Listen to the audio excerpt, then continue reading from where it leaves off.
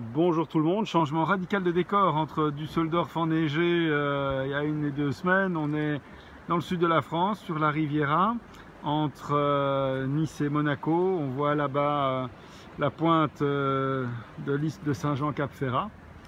Il fait magnifique, une très belle journée aujourd'hui, 17 degrés à l'ombre et au soleil qui est maintenant à son heure de midi. Il fait très agréable.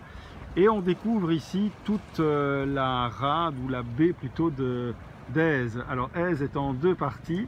Vous avez Aise bord de mer qui est ici avec la plage et Aise village qui est là au-dessus. Ça c'est un village vraiment que je vous conseille de visiter si vous êtes dans le coin parce que c'est patrimoine mondial de l'UNESCO. C'est vraiment magnifique. Une demi-journée splendide à passer là-bas au-dessus. Alors pourquoi est-ce qu'on est ici? Parce qu'en fait, on est au port Sylvamaris, qui est un port tout à fait particulier. Je vous montre.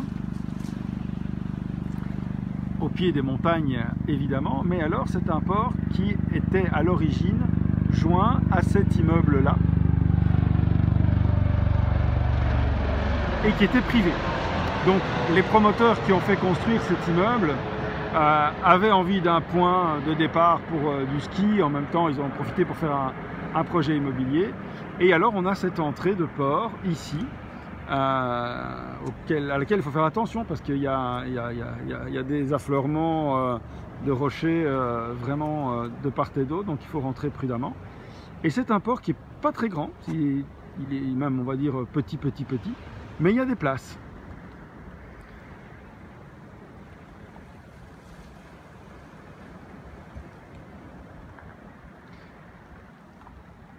C'est plutôt un port familial et un port d'été parce qu'en hiver, quand il fait tempête, il y a beaucoup de houle qui rentre ici et ça peut faire des creux de parfois plus d'1 mètre dans le port, donc il vaut mieux pas laisser son bateau ici, sauf si vous êtes vraiment sur place et que vous avez la possibilité de réagir à l'annonce de l'avis de tempête pour mettre votre bateau à l'abri, ce qu'il y a moyen de faire au port de Beaulieu avec qui il y a une collaboration.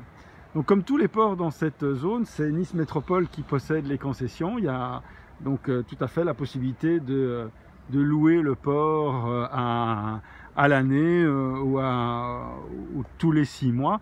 L'année, c'est bien évidemment parce que ça vous permet de conserver la place si vous le souhaitez.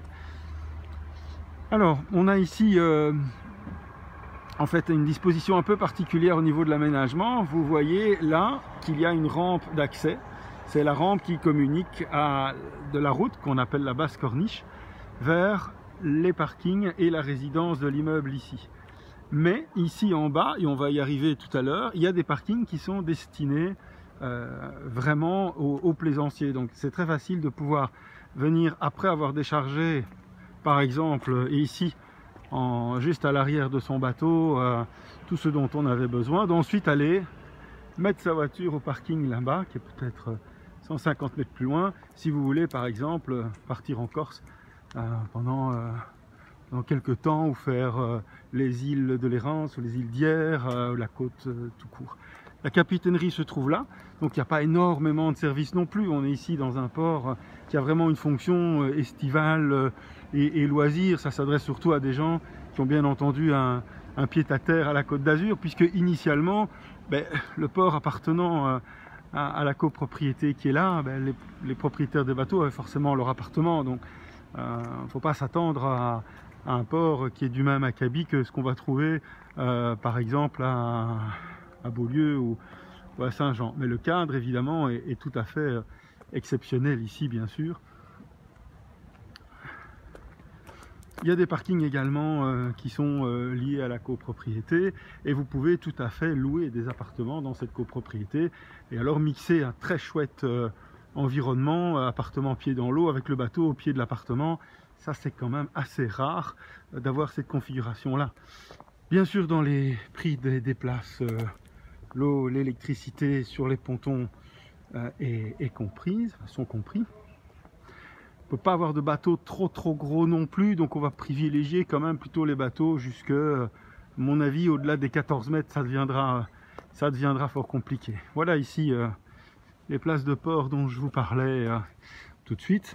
Et si vous louez un appartement dans la résidence ici, on a la fin de la descente de la rampe de voiture là, ben, on a évidemment alors tout de suite les escaliers ici qu'on découvre qui viennent de la résidence pour arriver sur le port avec des locaux techniques qui sont là. Mais cette partie-ci de la Côte d'Azur est vraiment splendide, hein, les Alpes-Maritimes avec ces massifs qui tombent vraiment dans la mer, qui découpent les côtes, qui créent aussi des zones qui sont fortement bien protégées de la houle, comme par exemple la rade de Villefranche. Ça c'est un endroit super pour aller au mouillage, passer 2-3 jours. Si vous avez une annexe, hop, vous la mettez à l'eau et vous allez dans les supermarchés qui sont directement accessibles à partir des plages. Donc c'est vraiment parfait, hein. Voilà, petite présentation de ce port de Sylva-Maris qui est sympathique, qu'on voit souvent depuis la route et qu'on se demande tiens mais comment est-ce qu'on y arrive, qu'est-ce qui se passe, comment ça fonctionne. Ben voilà, c'est vraiment un endroit qui est charmant. L'immeuble a tout un projet de rénovation qui est en cours, donc le niveau des prestations va être très très bon.